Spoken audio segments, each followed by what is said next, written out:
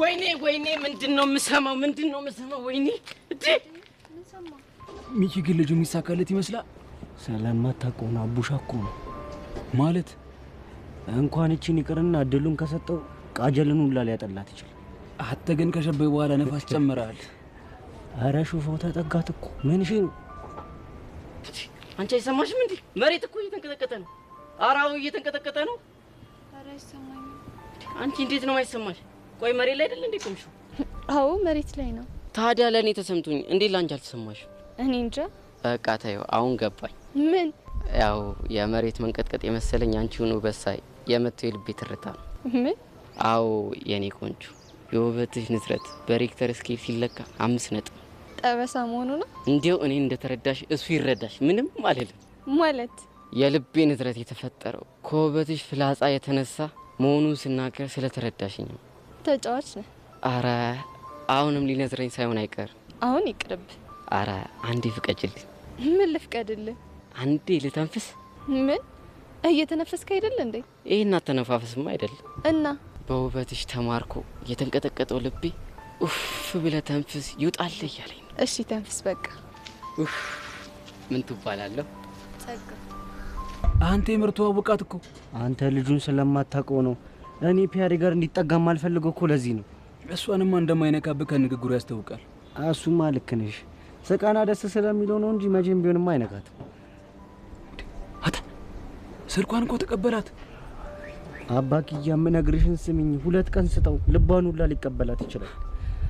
ልቧን የሰጠች ሴት ደግሞ ሳትወድ በግዷ ሚስጥር ብላ ያዘችውን ነገር ዝርግፍ ነው የምታደርግለት። ቀላል። አንቺ ደግሞ ፋይልሽን ትይጂና ፋይል በ150 የጸጋኝ ፋይል በ200 እያልሽ ያረዳልሽ። ቸበለው አባክያ። ይሄማ ግድ ነው። በነገራችን ላይ ፈገግታሽ ይሞቃል። ኧረ አንተ ልጅ እያሳፈርከኝ ነው። ለምን ታፍሪያለሽ? እንደዛ አይነት ፈገግታ ያላቸው እኮ ጥቂት ቺኮች ብቻ ናቸው። ብዙ ቺኮች ታውቃለህ ማለት ነው? እድሜ ለአባቴ ማለት ባይገርምሽ እኛ ቤት ዘራችን በጣም ብዙ ነው። አባቴ እንዴት የተባረከ መሰለሽ።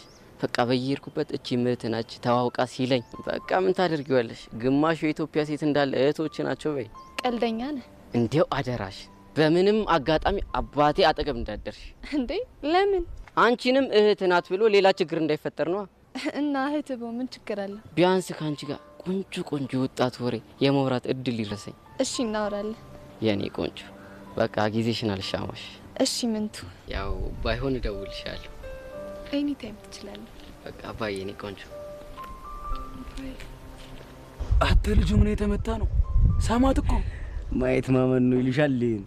አንተ አቡሻ እውነት ማስማት የሆነ ልጅ ነው። እኔ ጉዴ ምን አይነት ልጅ ነው? ጭራሽ ይስመኛል። እንደሞ እኮ ጨዋታው ራሱ ደስ ሲል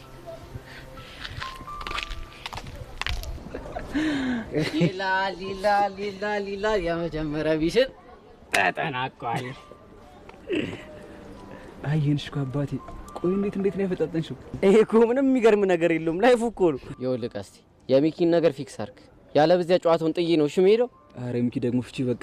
እስቲ ቆይ ምን ተውካችሁ? ያው እሱማ በደረቁ አይደለም አንጀቴ ስለደረቀ ምሪንዳ ምናምን እየጋበዛችሁኝ ነው ነግራችሁ። አረ ጋብዝሻለሁ ምርጢላ ስታይል